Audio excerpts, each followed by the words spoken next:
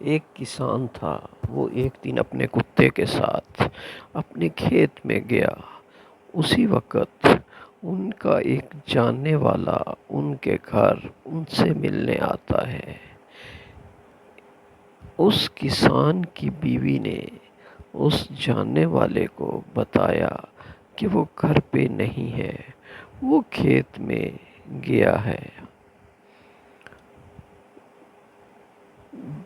بیوی نے کہا کہ تم اندر آ کر بیٹھو، تب تک میں اپنے بچے کو بلانے کے لیے بھیج دوں گی۔ وہ جاننے والا اندر آتا ہے اور گھر میں بیٹھ کر کسان کا انتظار کرنے لگتا ہے۔ کسان کی بیوی اپنے بیٹے کو کھیت میں بلانے کے لیے بھیجتی ہے۔ کچھ ہی دیر میں کسان فارم سے اپنے گھر پہنچ جاتا ہے اور ان کا پالتو کتا بھی ان کے ساتھ ہوتا ہے۔ کسان کا پالتو کتا بہت تیزی سے ہانپ رہا تھا۔ کتے کو اس طرح ہانپتا دیکھ کر گھر آنے والے کسان نے پوچھا، کیا تمہارا کھیت گھر سے دور ہے؟ کسان نے جواب دیا، نہیں، کھیت قریب ہی ہے۔ کیوں، کیا ہوا؟ ایسا کیوں پوچھ رہے ہو؟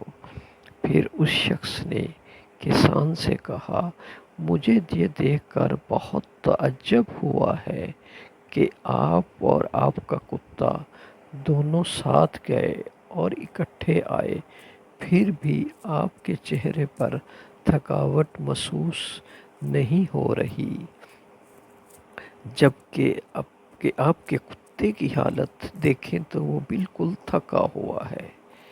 کسان نے اس شخص کو بتایا کہ میں اور میرا یہ کتا اسی راستے سے گھر واپس آئے ہیں اور ہمارا کھیت بھی قریب ہی ہے۔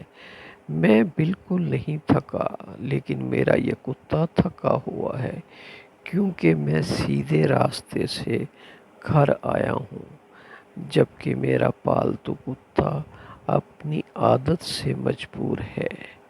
اپنے ارد گرد دوسرے کتوں کو دیکھ کر یہ کتا انہیں بھگانے کے لیے ان کے پیچھے بھاگتا تھا اور بھونکتا ہوا واپس میرے پاس آتا ہے۔ ایک بار پھر دوسرے کتوں کو دیکھتے ہی اس کے پیچھے بھاگتا ہے اور اسی وجہ سے وہ اس عادت سے تنگ آ چکا ہے۔ اگر ہم اپنی حقیقی زندگی کی بات کریں تو آج کا انسان بھی اسی کتے جیسی حالت میں ہے۔ وہ اپنی زندگی کے مقصد تک پہنچنا چاہتا ہے، لیکن راستے میں ملنے والے کتے اسے سیدھے اور سادے راستے سے بھٹکا رہے ہیں۔ انسان اپنی راہ میں بھٹک رہا ہے اور یہ بھٹکنا اسے تھکا رہا ہے۔ مقصد تک پہنچنے میں یہ سب سے بڑی رکاوٹ ہے۔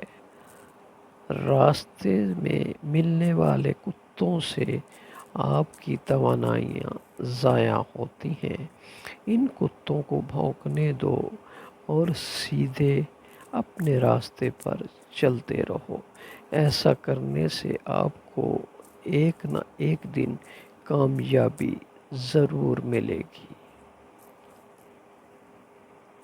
دوستو، آپ کو یہ کہانی کیسی لگی؟ پلیز اس کو لائک کریں، شیئر کریں اور ہمارے چینل اردو ڈائری 1 کو سبسکرائب کریں۔ آپ کا اس کہانی کو سننے اور دیکھنے کا بہت شکریہ۔